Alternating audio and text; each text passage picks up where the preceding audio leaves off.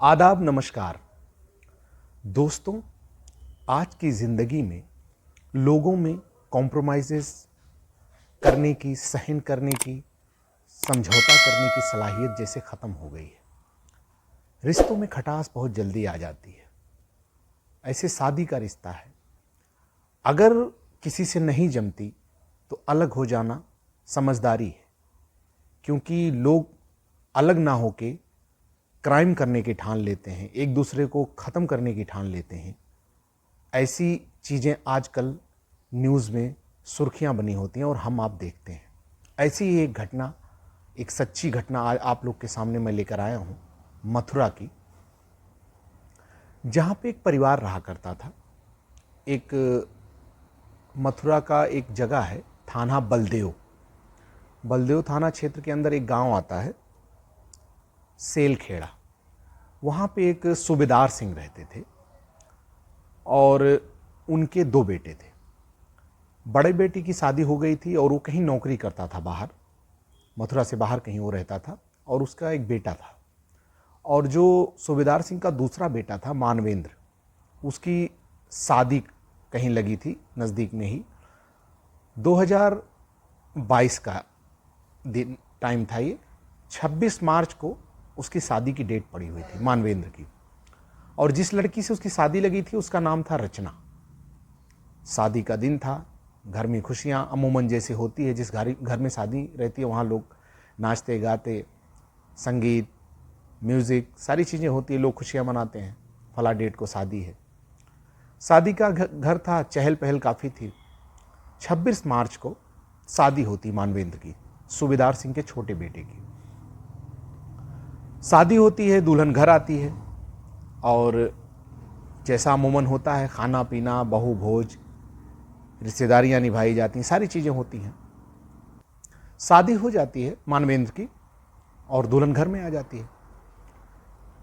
कुछ दिन बीतता है, ज़्यादा नहीं, 10-15 दिन बीतता है, और 10 अप्रैल का दिन आता है, 10 अप्रैल 2022। तो गांव में सूबेदार सिंह के 2 घर होते हैं। उन्होंने 2 घर बनवा के रखा था कि परिवार बढ़ेगा, कभी एक बेटा वहाँ रहेगा, एक बेटा यहाँ रहेगा, ऐसा उनकी प्लानिंग थी। तो 2 घर उन्होंने बनवाए थे, लेकिन रहते सब एक ही घर में थे। और दूसरा घर गांव के छोर से दूसरे छोर पे था, थोड़ी सी दूरी पे था। पैदल ही आना जाना होता था, लेकिन थोड़ी सी दूर पे था। वहाँ कभी कभी परिवार वाले कोई जाके वहाँ बैठता, सोता, कभी एक पिकनिक की तरह वहाँ जाके टाइम पास करते, ऐसा चलता रहता था। 10 अप्रैल 2022 शादी के 15 दिन बाद मानवेंद्र कहता है पिता से, अपने सूबेदार सिंह से, कि आज हम और रचना रात में वहीं रुकेंगे, नए वाले घर पे। तो सूबेदार सिंह कहते हैं ठीक है जाओ।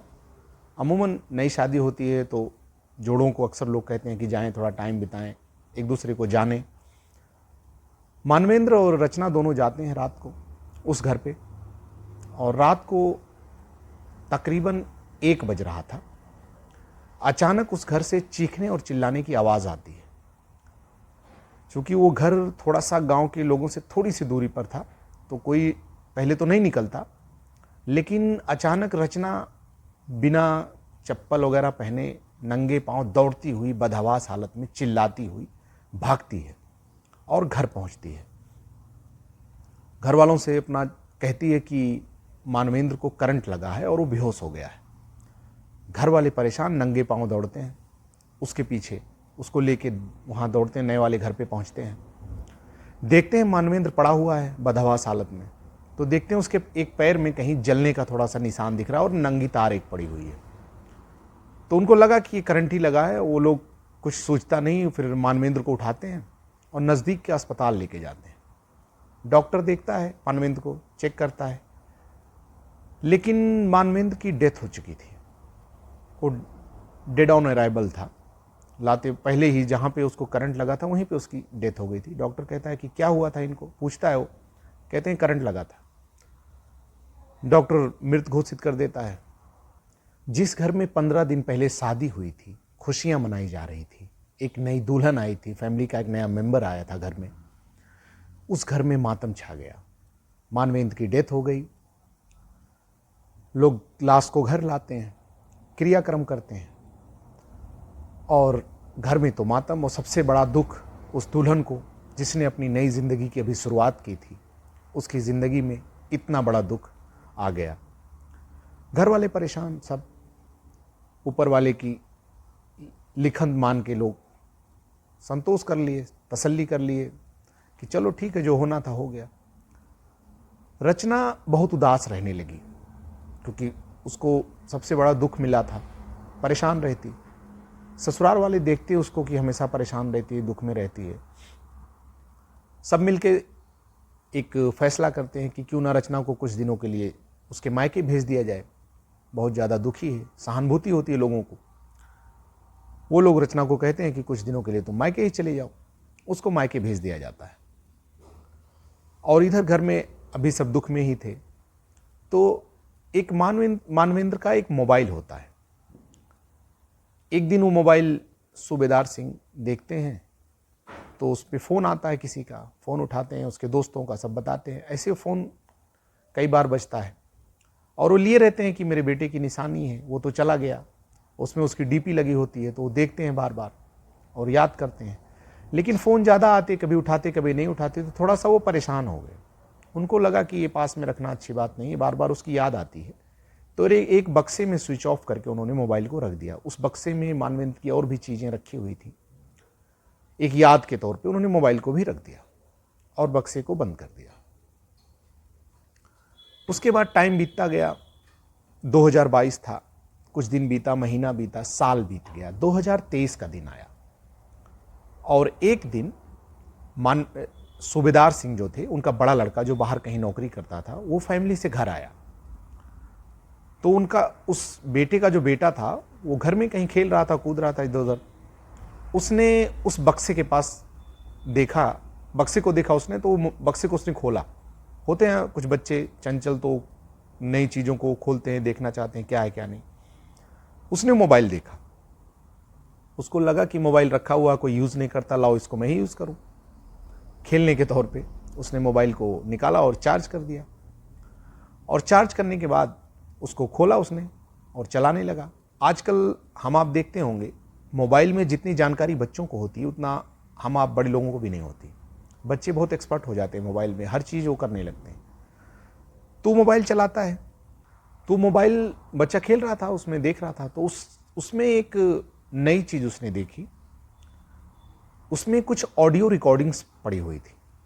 मानवेंद्र का जो मोबाइल था, तो मानवेंद्र जो मोबाइल यूज़ करता था उसमें ऑटो रिकॉर्डिंग का ऐप उसमें डाल रखा था। तो बात करता था तो उसमें ऑटोमेटिकली रिकॉर्डिंग हो जाती थी, कोई भी फ़ोन पे बात करता था। आजकल इस तरह के ऐप हम भी आप भी देखते हैं कि मोबाइल में अगर आप चाहें तो ऑटो रिकॉर्डिंग का बटन ऑन कर दें, तो जिससे भी आपकी बात होगी उस फ़ोन से, तो जो भी बातें होंगी रिकॉर्ड हो जाएंगी।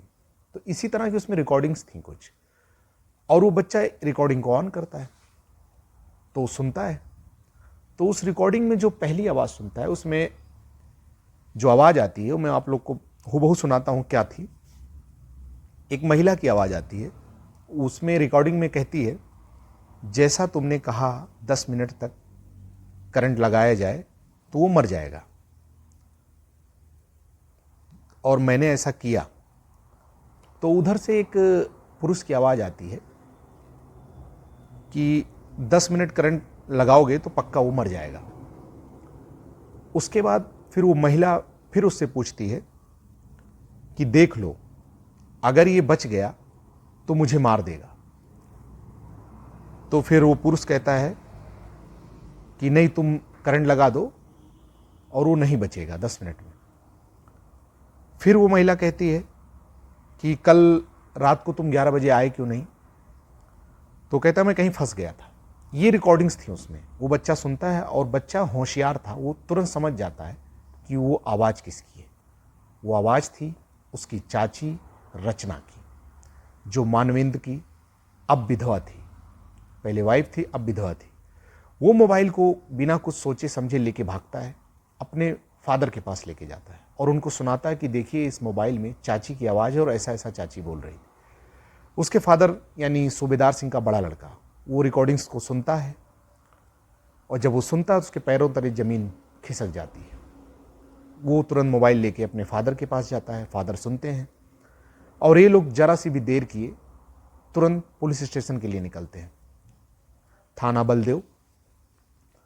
वहाँ पर जाते हैं, पुलिस को सुनाते हैं, पुलिस रिकॉर्डिंग सुनती है, उसके बाद कंप्लेन फाइल करती है। फिर रचना के बारे में सर्च शुरू होती है कि रचना आखिर है कहाँ। तो उसके मायके पता किया जाता है। अच्छा, इस बीच में रचना को ये लोग कई बार लाने की कोशिश करते हैं कि अब घर आ जाओ, लेकिन रचना कहीं चली गई होती है, गायब होती है। पता, उसके घर वाले कहते हैं कि कहीं चली गई, हम लोग को भी नहीं पता कहाँ है। तो पुलिस वहाँ पे पता करती है, तो वो लोग कहते हैं कि रचना यहाँ है ही नहीं। फिर रचना का पुलिस बैकग्राउंड निकालती है और मानवेंद्र का CDR निकालती है, कॉल डिटेल, कि हो सकता है इसकी मोबाइल से ही ये कहीं बात की है, तो टाइमिंग उसमें रही होगी रिकॉर्डिंग की, उस हिसाब से कॉल डिटेल निकाली जाती। तो वो जिस लड़के से बात कर रही होती है, वो लड़का रचना के मायके के गांव का एक अतेंद्र नाम का लड़का होता है, और उसी से रचना का पहले अफेयर था। वो बातें बाद में पता चलती हैं, अफेयर था और उसी से वो शादी करना चाहती थी, लेकिन घर वाले नहीं मानते हैं, ज़बरदस्ती उसकी शादी मानवेंद्र से करवा देते हैं। रचना शादी नहीं करना चाहती थी, वो अतेंद्र से अफेयर की हुई रहती, उससे ही लगाव रखती, वो चाहती उसी से शादी हो, लेकिन घर वाले नहीं मानते, ज़बरदस्ती उसकी शादी मानवेंद्र से करवाते हैं। वो मजबूरी में शादी कर लेती है। फिर वो और अतेंद्र प्लान करते हैं कि किसी तरह मानवेंद्र को अगर रास्ते से हटा दिया जाए, फिर हम दोनों एक हो जाएंगे। और अतेंद्र ही उसको सारी प्लानिंग, सारे आइडियाज़ देता है कि क्यों ना करंट से मारा जाए, अगर जहर से या और चीज़ों से तुम मारोगी या तो हम फंसेंगे, मर्डर हो जाएगा, और अगर हादसा लगेगा तो किसी को शक नहीं होगा। फिर ये प्लान करते हैं कि अगर घर में एक बार करंट लगाओगी, वो सोता रहेगा तो झटके से उठेगा, चिल्ला भी देगा, और भी लोग उठ जाएंगे। तो वो बताती है कि एक घर और है नया, ऐसे वहाँ का सिचुएशन है, लोग कभी कभी घर के लोग वहाँ जाते हैं। तो वो कहता है कि वहीं पर उसको लेके जाओ, और वो कुछ नशीली दवा देता है कि जब वहाँ जाना तो उसको किसी पानी या किसी शरबत या और किसी बहाने से खिला पिला देना, ताकि वो बेहोश हो जाए, फिर तुम करंट लगाओ। ये ऐसा ही करती है, उसको बेहोश करती है, फिर बोर्ड में तार लगाती है और फिर उसको करंट देती है, इलेक्ट्रिक शॉक, और उसको 10 मिनट तक उसको लगाती है, उसकी डेथ हो जाती है।